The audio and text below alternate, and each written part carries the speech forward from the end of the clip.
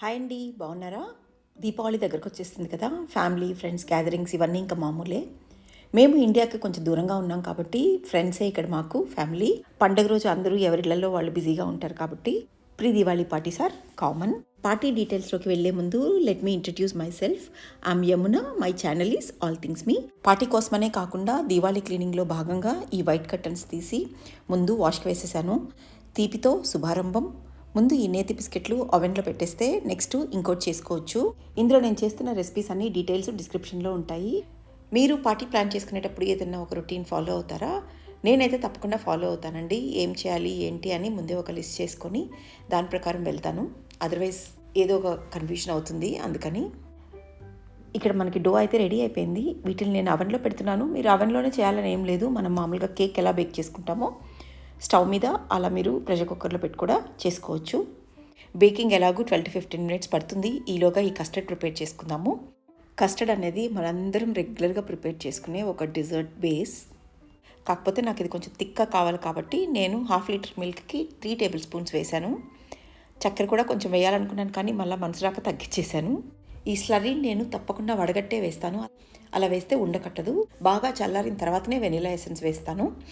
And ఇంకోటి, ఇది చల్లారుతున్నప్పుడు పైన థిక్గా ఇట్లా లేయర్ లాగా వస్తుంటుంది కాబట్టి అప్పుడప్పుడు కలుపుకుంటూ ఫ్రిడ్జ్లో పెట్టిన తర్వాత కూడా కలుపుతూ ఉంటాను. సో మన కస్టర్డ్ అక్కడ రెడీ అయిపోయింది. ఇక్కడ నాన్ కటాయి కూడా రెడీ. కాకపోతే నేను అనుకున్నట్లు ఇది 12 minutes అవ్వలేదు, ఇంకొంచెం ఎక్కువే పట్టింది. It depends upon the oven. చాలా బాగా కుదిరాయి. కొంచెం చల్లారనిచ్చి ఎయిర్టైట్ కంటైనర్లో పెట్టేసి పక్కన పెట్టుకుంటే ఈవినింగ్ పార్టీ టైంలో తీసి సర్వ్ చేసుకోవచ్చు.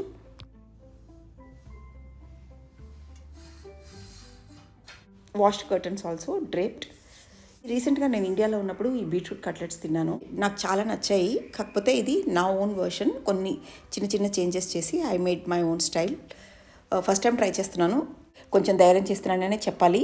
బట్ చూద్దాం.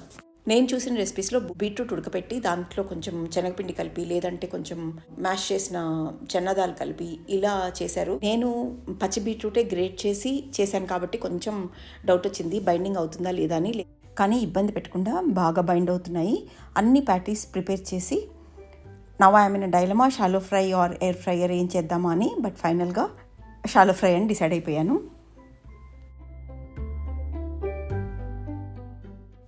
ఇవి ఫ్రై చేస్తుంటే సడన్గా గుర్తుకొచ్చింది, I need to check something for the evening decor. So అది కూడా ఒకసారి చెక్ చేసేసుకుంటే టెన్షన్ ఫ్రీ అయిపోతుంది.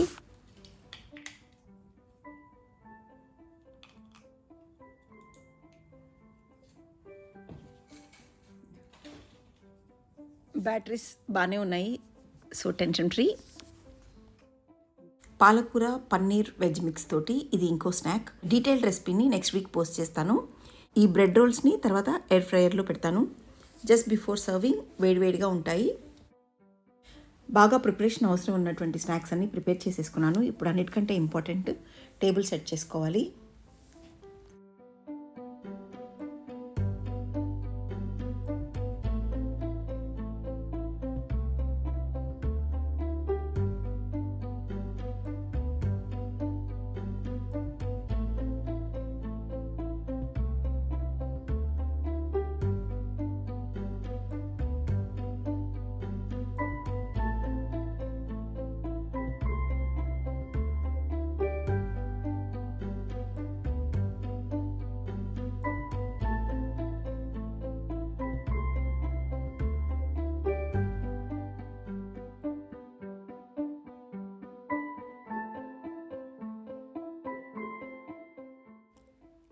ముందే కలిపి పెట్టుకుంటే మెత్తబడిపోయేటివి అలాంటి కొన్ని స్నాక్స్ ఉంటాయి కదా, అవి ఇప్పుడు లాస్ట్ మినిట్లో చేసుకుంటే ఈజీ అయిపోతుంది.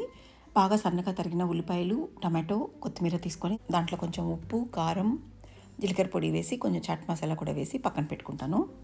ముందే చెప్పా కదా ఈ కస్టర్డ్ తోటి ఒక డిజర్ట్ సర్వ్ చేయాలని. చిల్డ్ కస్టర్డ్ని కింద లేయర్గా పెట్టి దాని మీద చిన్న చిన్న పీసెస్గా కట్ చేసిన శాండ్ కేక్ పీసెస్ పెట్టి దాని మీద sliced almonds, rose petals sprinkle చేసి సర్వ్ చేస్తే చాలా బాగుంటుంది. ఇప్పుడు వీటిని ఫ్రిడ్జ్లో పెట్టేసి నెక్స్ట్ ఐటెంకి వెళ్ళిపోదాము.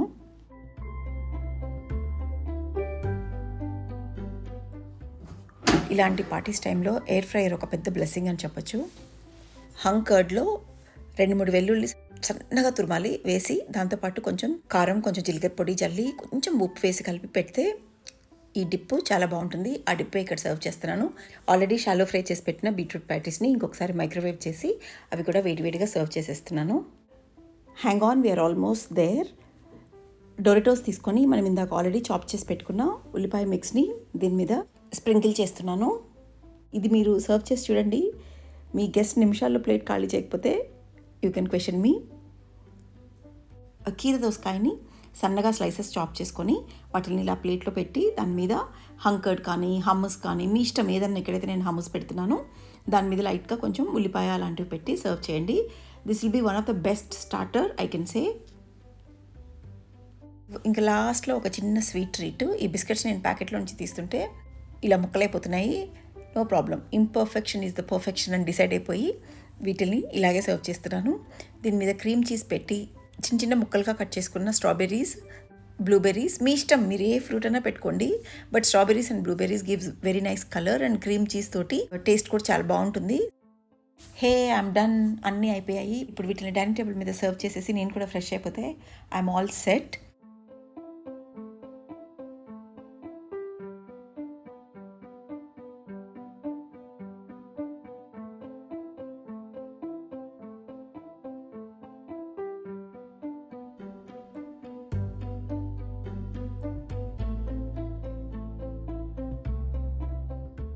ఎలా ఉందండి ఈ వ్లాగ్? మీకు నచ్చిందా? నేను చేసిన రెసిపీస్, నా arrangements, everything. I hope you liked. మీకు నచ్చుంటే మాత్రం please do like, share and subscribe this video. నాకు సబ్స్క్రైబర్స్ చాలా అవసరము. So please subscribe to my channel. Every week I will post a new video. Please do check my space. Thank you so much for watching this video. అందరికీ దీపావళి శుభాకాంక్షలు. తిరిగి త్వరలో కలుస్తాను. అప్పటి వరకు సెలవండి. బాయ్.